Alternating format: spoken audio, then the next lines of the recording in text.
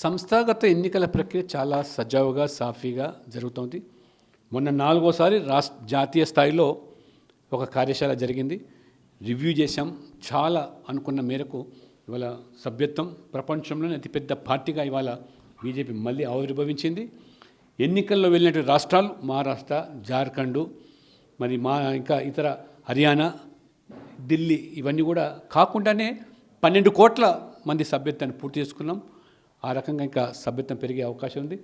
ఈ పార్టీకి చాలా రాష్ట్రాల్లో జిల్లా అధ్యక్షుల ఎన్నిక ప్రక్రియ పూర్తయింది. రాష్ట్ర అధ్యక్షుల ఎన్నిక కూడా ఈ వారం 10 రోజుల్లో చాలా 23 రాష్ట్రాల్లో అయిపోతుంది. తెలంగాణ కూడా ఈ నెల 3వ వారం చివరి వారం లోపల నాకు నమ్మకం ఉంది.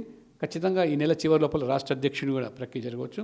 ఈ నెల చివరి కానీ ఫిబ్రవరిలో కానీ జాతీయ అధ్యక్షుడు ఎన్నిక జరిగే అవకాశాలు మెండుగా ఉన్నాయి. దేశం మొత్తం మీద కూడా ఒకే దేశం ఒకే ఎన్నికలు నరేంద్ర మోడీ గారు ఏదైతే సంకల్పించారో దాన్ని సాకారం చేయడానికి ఖచ్చితంగా ప్రజల మనోభావాలకు అనుగుణంగా ప్రజాధనం దుర్వినియోగం కాకూడదు.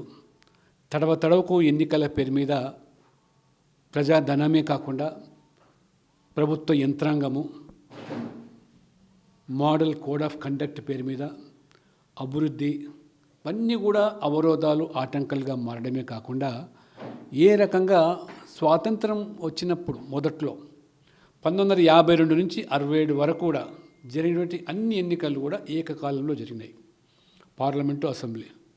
ఆనాడు 67 తర్వాత కాంగ్రెస్ ప్రభుత్వము ఏ రకంగా ఆనాడు రాజకీయ కోణంలో కొన్ని ప్రభుత్వాలను రద్దు చేయడము, ప్రాంతీయ పార్టీలు అప్పుడప్పుడే మరి ఆవిర్భవించడము, ప్లస్ కాంగ్రెస్కు వ్యతిరేకంగా కొంచెం పవనాలు వీయడంతో ఆ రకంగా 350 ఆర్టికల్ దుర్వినియోగం చేసి ఒక ఇందిరాగాంధీ గారే 50 సార్లు తనకు నచ్చని పడని ప్రభుత్వాలను ఒక్క కలంపోటుతో రద్దు చేసి ఎప్పటికంటే అప్పుడు ఎన్నికలు నిర్వహించే ప్రక్రియ.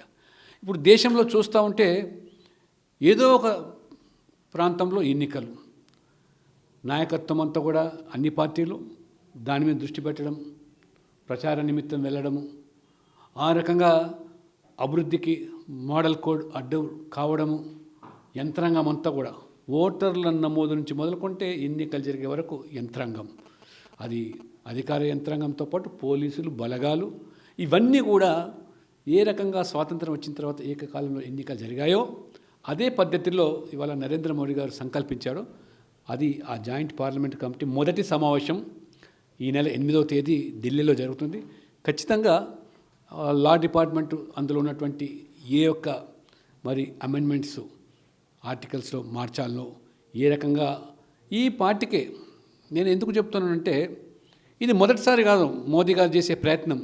ఉన్న పలంగా కాదు, ఏకకాలంలో చేయడం లేదు. అంతకుముందే లా కమిషన్ రిపోర్ట్ ఇచ్చింది ఏకకాలంలో ఎన్నికలు జరగాలని చెప్పి. ఆ తర్వాత పార్లమెంటు కమిటీ కూడా ప్రత్యేకంగా స్టాండింగ్ కమిటీ కూడా సిఫార్సు చేసింది. ఆ తర్వాత నరేంద్ర మోడీ గారు ప్రత్యేకంగా పూర్వ రాష్ట్రపతి రామ్నాథ్ కోవింద్ ద్వారా కమిటీ వేసి అందులో సభ్యులు అన్ని పార్టీలను కొంతమందిని జత చేసి వారు కూలంకషంగా దాని మీద చర్చించి అనేక మందితో వారు అభిప్రాయాలు తీసుకున్న తర్వాత వారు సిఫార్సు చేశారు.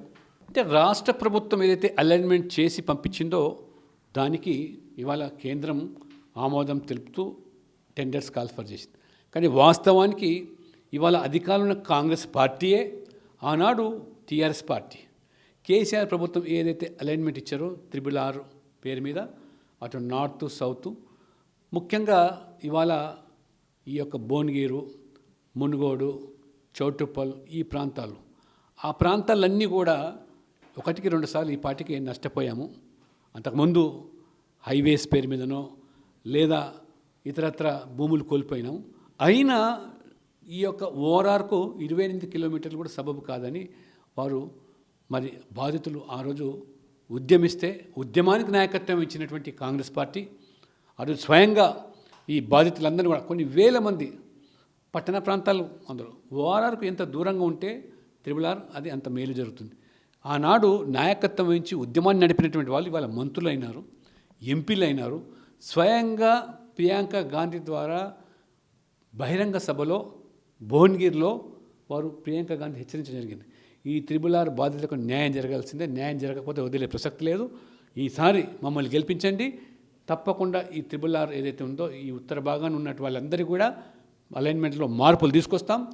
అది కుట్రపూరితంగా దురుద్దేశపూర్వకంగా జరిగిన అలైన్మెంట్లు అని చెప్పి ప్రియాంక గాంధీ మాట్లాడిన విషయాన్ని ఇవాళ విస్మరించి ఇవాళ మంత్రులు, కాంగ్రెస్ ఎంపీలు, ప్రభుత్వం అంటే ప్రియాంక గాంధీ ఇచ్చిన మాట కూడా విలువ లేకుండా చేస్తూ ఉన్నారంటే ఈ పేద రైతుల పొట్టగొడుతున్నారు ఏదైతే ఉందో, బలవంతంగా భూములు లాక్కునే ప్రక్రియ ఉందో, ఖచ్చితంగా దీని ఉద్యమం మేము దానికి నాయకత్వం వహిస్తాం. భారతీయ జనతా పార్టీ ఒక న్యాయం జరిగే వరకు మేము పోరాడతాం, కేంద్రాన్ని కూడా సూచిస్తాం. ఇది కాంగ్రెస్ పార్టీ ఎన్నికల ముందు ఏ రకంగా వ్యవహరించింది, ఇప్పుడు ఎన్నికల తర్వాత ఏరు దాటేదాకా ఓడమల్ల అని చెప్పి ఏరు దాటేదాకా బోడిమల్లె చందంగా ఎందుకు వీళ్ళ మంత్రుల, ఎంపీల, ఎమ్మెల్యేల నూళ్ళు మూతపడ్డాయి, దాని వెనుకల మతలబు ఏమిటి? ఇటువైపేమో రేవంత్ రెడ్డి గారు ముఖ్యమంత్రి హోదాలో, మరి ఇటు మహబూబ్ నగర్, రంగారెడ్డి ప్రాంతంలో 28 కిలోమీటర్స్ 40 కిలోమీటర్లు పెంచి ఆ రకంగా అక్కడ దానికి సంసిద్ధత వ్యక్తం చేస్తున్న ముఖ్యమంత్రి గారు ఇక్కడ మరి ఎందుకు ఈ ప్రాంతం నల్గొండ లేదా మెదక్ సంబంధించినటువంటి ఈ ప్రజలు, రైతులు ఏమి మరి అన్యాయం చేశారు నిలవాలి. కాబట్టి ఖచ్చితంగా మరి కిషన్ రెడ్డి గారు నేను సంప్రదించాం, ఈ ఉద్యమాన్ని తప్పకుండా ముందుకు తీసుకెళ్తాం. ఈ ప్రభుత్వం మెడలు వంచి ఆనాడు కేసీఆర్, టీఆర్ఎస్ ప్రభుత్వం చేసిన మోసాలను తిరిగి మీరు చూస్తే బతికి బట్టకట్టలేని పరిస్థితి రాజకీయంగా తీసుకొచ్చేటువంటి ఉద్యమాన్ని ముందు తీసుకుపోతామని చెప్పి నేను హెచ్చరిస్తాను.